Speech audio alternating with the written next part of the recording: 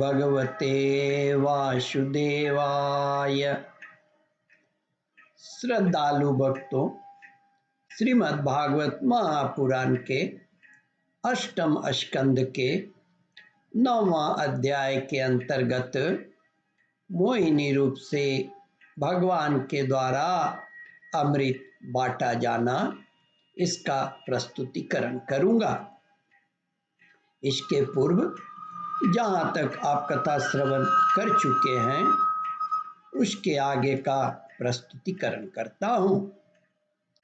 श्री सुखदेव जी कहते हैं, परीक्षित, इसके बाद एक दिन का उपवास करके सबने स्नान किया, हविष्य से अग्नि में हवन किया, गौ, ब्राह्मण और समस्त प्राणियों को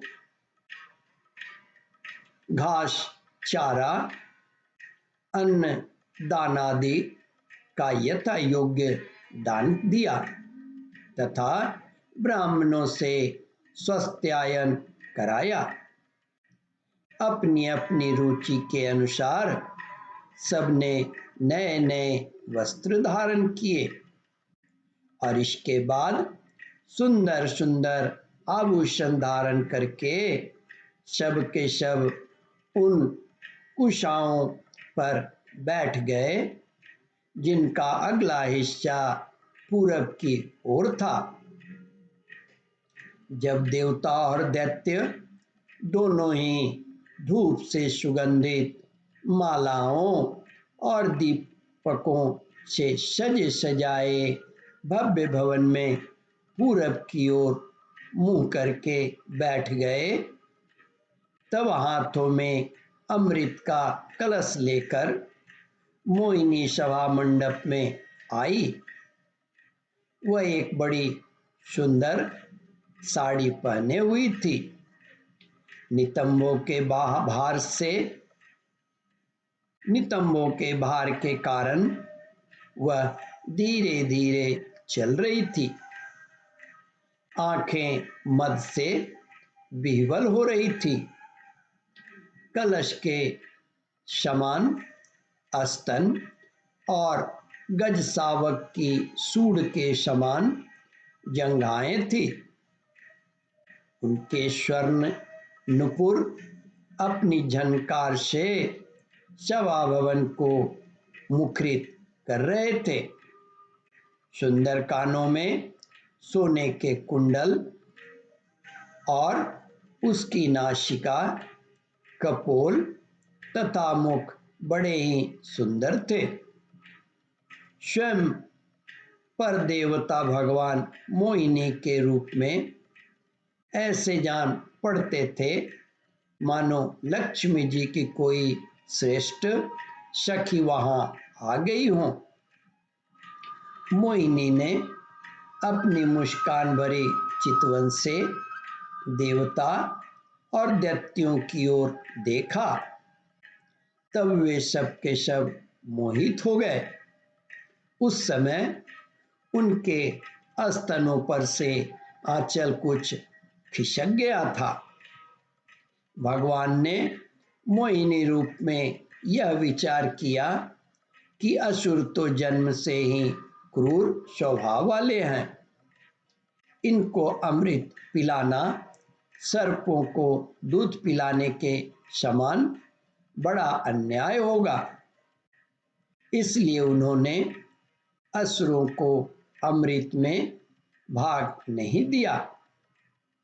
भगवान ने देवता और असुरों की अलग अलग पंक्तियां बना दी और फिर दोनों को कतार बांधकर अपने अपने दल में बैठा दिया। इसके बाद अमृत का कलश हाथ में लेकर भगवान दैत्यों के पास चले गए।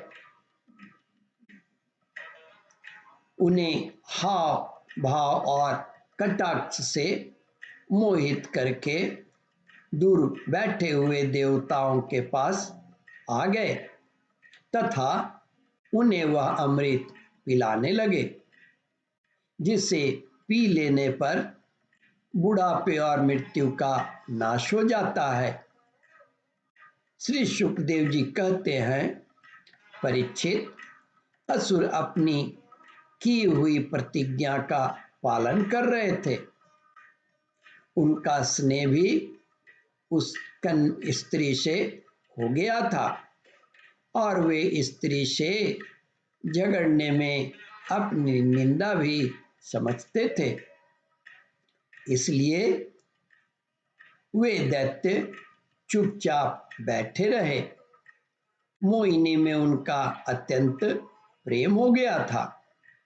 वे डर रहे थे कि उससे हमारा प्रेम संबंध टूट न जाए।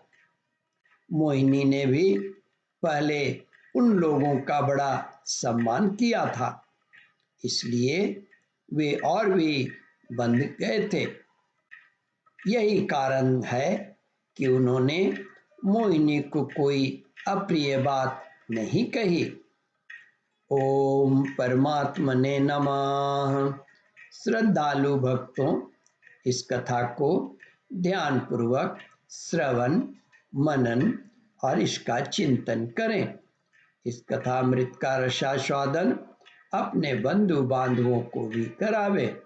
इस वीडियो को शेयर और सब्सक्राइब करें।